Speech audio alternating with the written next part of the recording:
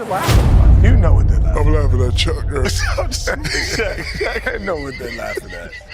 You understand? Shaq is over there crumbling up paper. That's why I was laughing. That's not what I'm I'm laughing at Chuck. Come on, tell the truth. That Bronny what? Ain't no way he should be in the NBA. Come on. There's no way.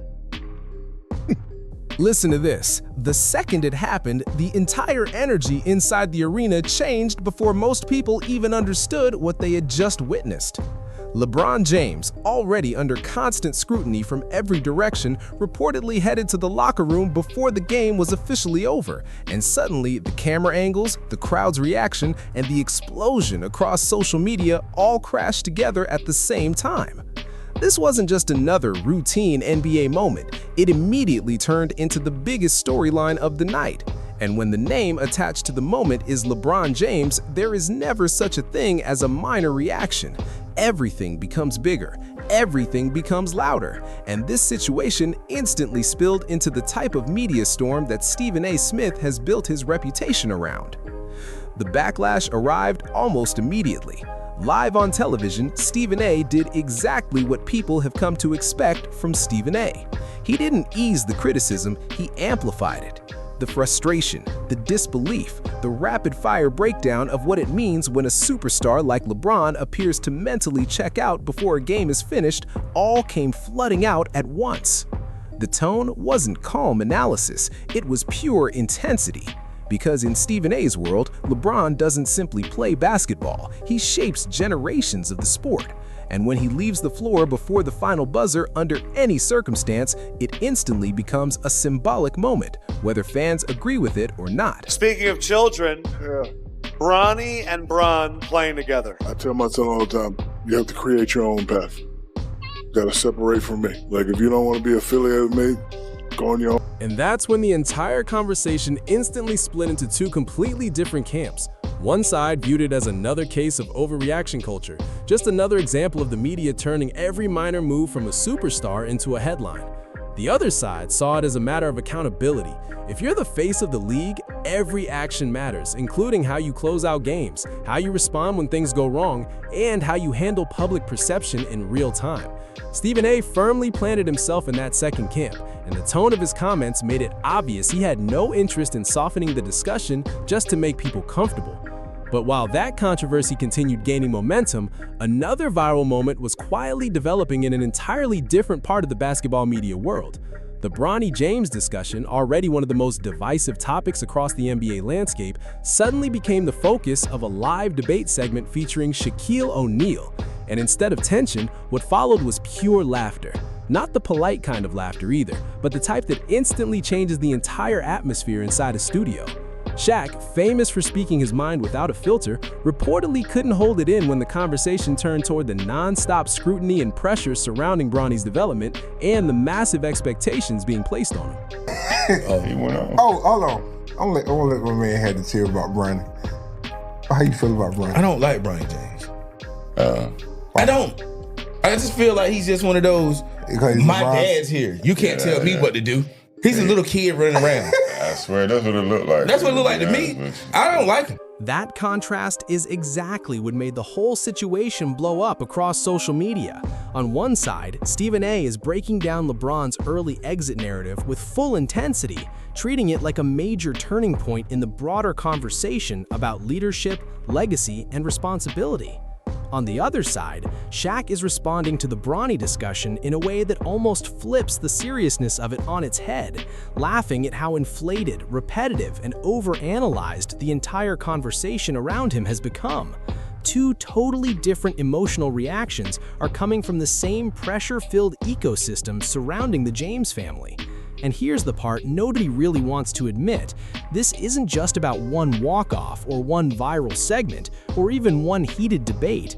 It's about how modern NBA storytelling has turned into a non-stop reaction cycle where emotion often replaces actual context. When LeBron leaves a game early, no matter what the situation actually is, it stops being just a basketball decision. It becomes a symbol that the media can build narratives around. And when Bronny is mentioned in serious basketball conversations, it stops being about development alone. It turns into legacy pressure, expectation overload, and projections about the future of an entire family name. Every single moment gets filtered through meaning that it already exists before the facts are even fully understood. And LeBron James electing to get off of social media, is that because of you, LeBron James? Or is it because of your son, Bronny James, and his struggles in the D-League and the NBA prior to that, college basketball, prior to that, high school basketball when he was an All-American averaging 14 points a game, and people said no All-American averages 14 points a game. Stephen A. Smith's reaction fits perfectly into that entire system. His breakdown wasn't just focused on what LeBron did in that moment. It was about what that moment represents in the larger conversation around superstar accountability. In his view, when you're the face of the league, there is no such thing as a walk-off that exists in isolation. Every action connects back to leadership standards, competitive culture, and the expectation that star players set the emotional tone of the game even when the outcome is already decided. That's exactly why his tone escalated so quickly. It wasn't about a single possession or a single exit. It was about what fans interpret as shifting standards in real time. But the counter-argument is where things become much more complex.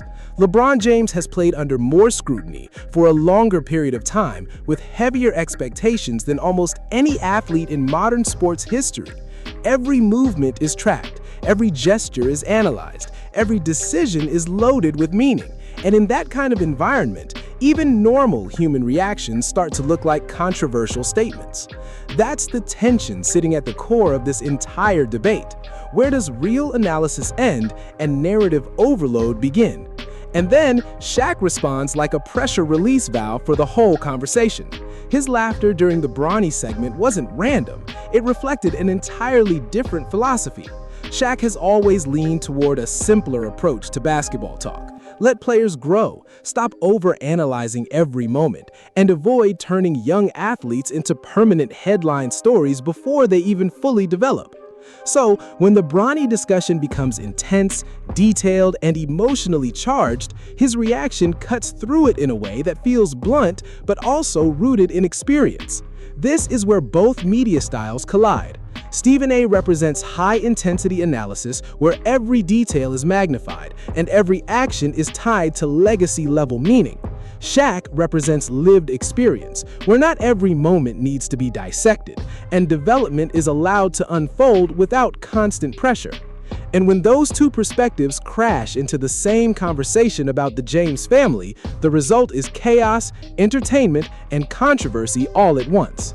The LeBron walk-off narrative, whether it was minor or significant in context, becomes the centerpiece because it perfectly fits the current media ecosystem. It's visual, it's emotional, and it's endlessly replayable. That's exactly what fuels reaction culture, and Stephen A. leaning into it only accelerates the cycle. His commentary doesn't just describe the moment, it frames it for millions of viewers who then carry that interpretation into every future discussion about LeBron's leadership and presence.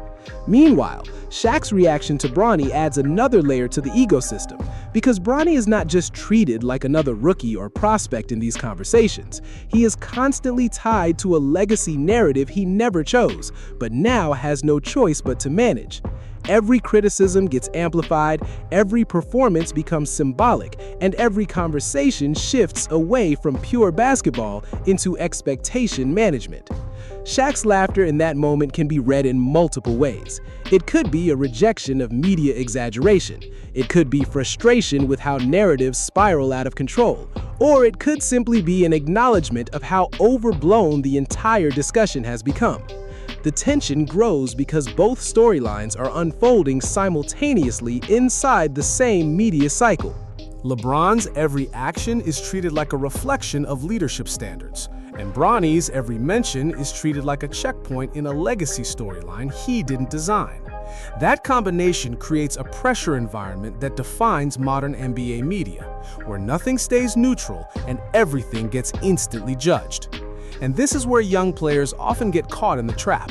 They start reacting to the noise instead of focusing on actual development. The Bronny discussion becomes a perfect example of how expectations can move faster than real on-court experience.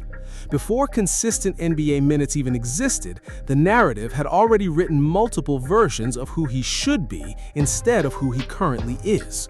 At the same time, LeBron remains the central force of the entire system. Whether he's playing, resting, walking off early, or sitting on the bench, his presence dictates the tone of every conversation. That's exactly what Stephen A. was responding to. Not just the action itself, but the meaning attached to it.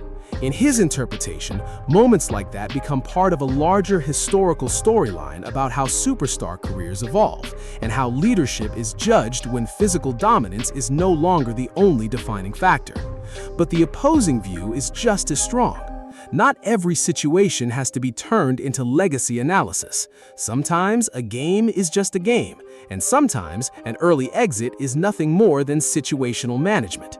The problem is that in today's media landscape, those boundaries no longer stay intact. Everything gets clipped, reframed, debated, and rebuilt into narratives that often grow far beyond the original moment. And that's why this situation has become bigger than a single night or a single debate segment. Because what's really unfolding is a collision between three forces: superstar legacy pressure, media interpretation intensity, and generational expectation overload. LeBron sits at the center of one, Bronny sits at the center of another, and Stephen A., along with Shaq, represent two completely different ways of processing the same reality. At the end of the day, the real question isn't whether LeBron walking off early was justified or whether Shaq was right to laugh at the Bronny conversation. The real question is what kind of NBA media culture is being built right now. One where every moment turns into a crisis, or one where context still carries weight above reaction. And as long as those two philosophies keep clashing on live television, this cycle isn't slowing down. Because in today's NBA media world, the game doesn't end at the buzzer. It ends when the next debate begins.